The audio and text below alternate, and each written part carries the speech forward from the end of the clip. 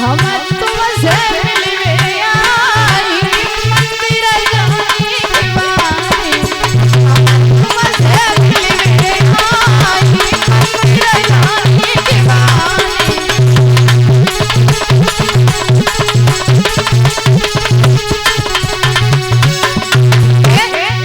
जवाब दो, कोई बात ना है।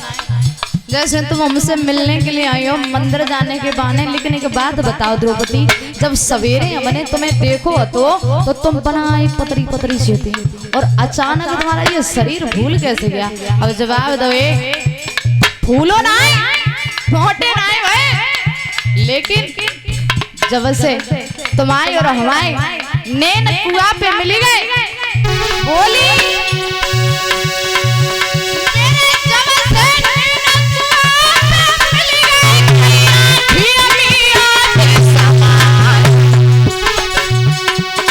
खुशी के मारे बदन भूल गो हमने साची नहीं बता।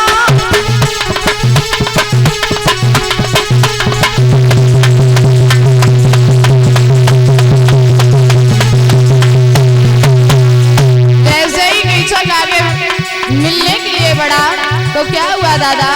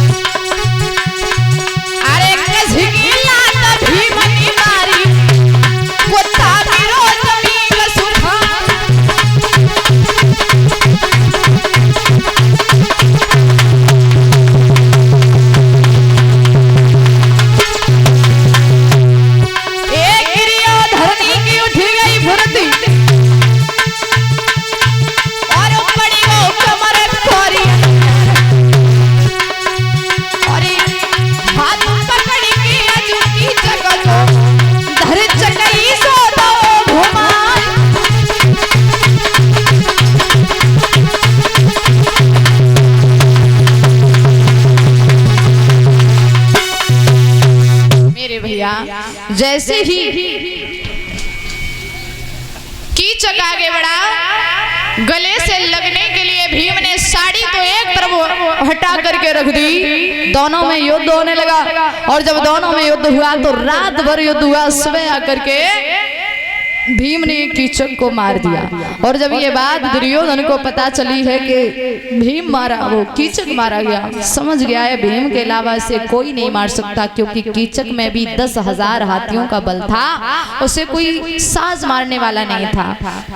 जब तक कीचक दुर्योधन पहुंचा राजा कमलनैन के यहाँ, तब तक पांचों पांडव मैया कुंती वहां से हस्तिनापुर में पहुंच गए। और जब हस्तिनापुर में पहुंचे, ये बात कमलनैन को पता चली कि हमारे यहाँ 5 पांडव, जो 5 नौकर थे वो कोई और नहीं बल्कि 5 पांडव थे। तो कमलनैन ने पुनः बुलायो और जवाब दियो है, महाराज क्षमा चाहते।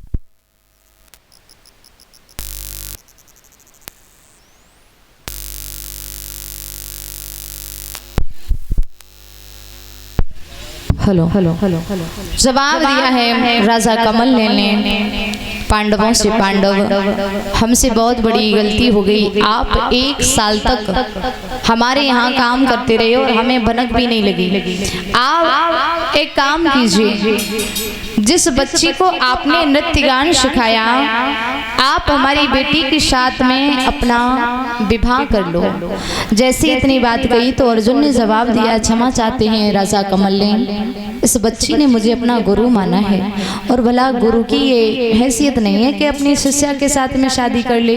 हाँ, एक बात जरूर है, अगर आप शादी करना चाहते हैं तो मेरा एक पुत्र है जिसका नाम है अभिमन्यु, आप हमारे बच्चे के साथ में शादी कर दें। तो आज उत्तरा का विवाह महाराज अभिमन्यु के साथ में हुआ और अभिमन्यु उत्तरा को लेकर के बड़ी ही शौक से हस्तिनापुर में आए हैं। और जब हस्तिनापुर में आए हैं, कन्हैया से अर्जुन ने कहा है कि जाकर के दुर्योधन से कहिए कि मुझे आधा राज्य दे दें।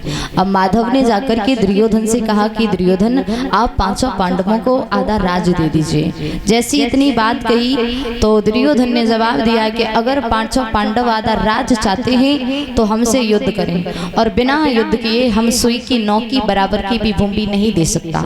जैसी इतनी बात सुनी, माधव ने जाकर के दुर्योधन अर्जुन से कहा कि बिना युद्ध किए बेटा तुम्हें कुछ भी नहीं मिलने वाला।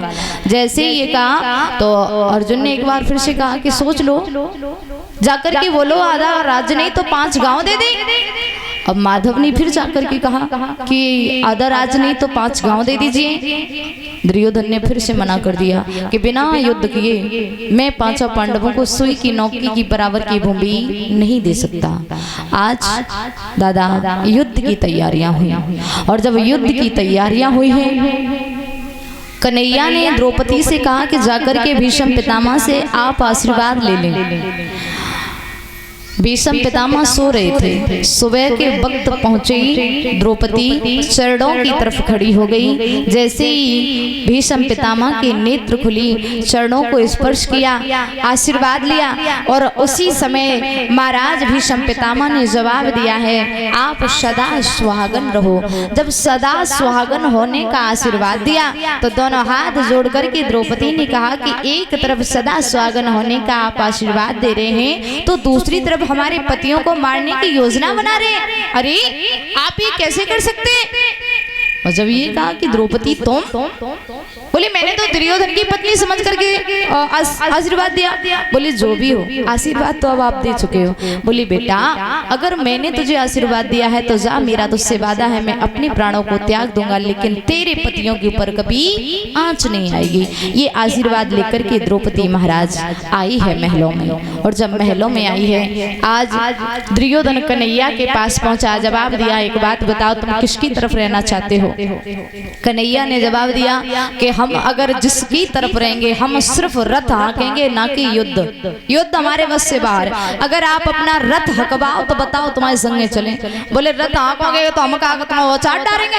तो आप एक काम कीजिए, मुझे 11 छोड़ी सेना दीजिए। तो आज भगवान कन्हैया ने दुर्योधन को 11 छोड़ी सेना दी और खुद अर्जुन के रथ के सारथी बने। और जब अर्जुन के रथ के सारथी बने, महाराज कुरुक्षेत्र के मैदान में आज युद्ध की तैयारियां हुई।